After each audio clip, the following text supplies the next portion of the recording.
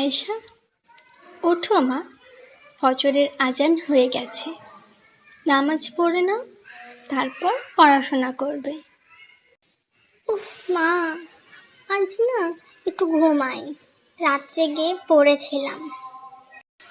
মা, ঘুম একটু কম হলে ক্ষতি নাই, কিন্তু নামাজ বাদ দিলে অন্তর অন্ধকার হয়ে যায়। তুমি কি জানো না মা, নামাজ মানুষকে ঠিক পথে রাখে। ঠিক আছে মা, আমি উঠলাম।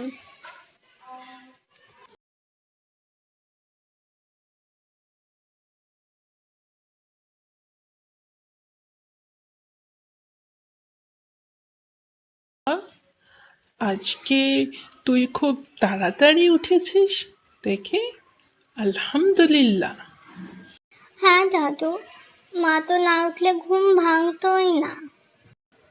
তোর মা যেমন তোকে নামাজে ডাকে, একদিন তুইও অন্য কাউকে ডাকবি।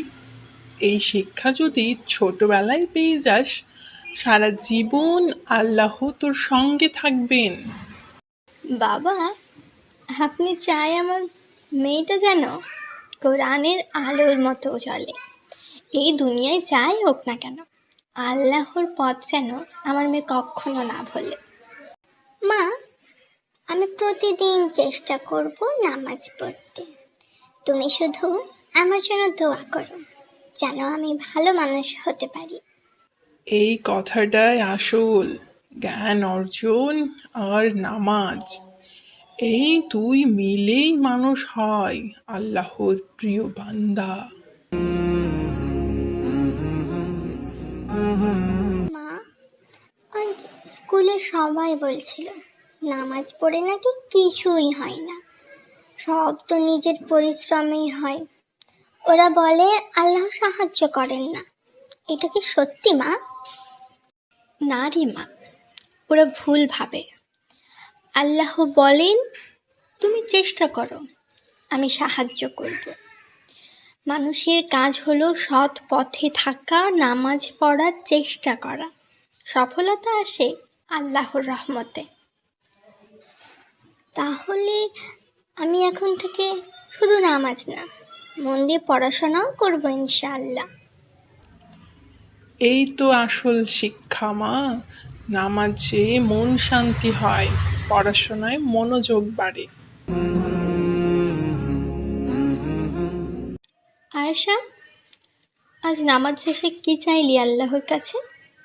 চাইলাম যেন মা আর দাদুর মতো আমিও একদিন আল্লাহর প্রিয় বান্দা হই, আর যেন আমাদের বাড়িতে কখনো নামাজ বাদ না যায়। আল্লাহ তোর মন চাওয়া পূর্ণ করুক মা। মায়ের দোয়া সব সময় তোর সাথে আছে। আমিন। আল্লাহ তোমাদের দুজনের জীবন নূরে ভরে দিক। মা জানো, এখন আমি বুঝি আল্লাহর কাছে কেউ ছোট নয়, বড়ও নয়। যে নামাজ পড়ে সেই আলোর পথে থাকে।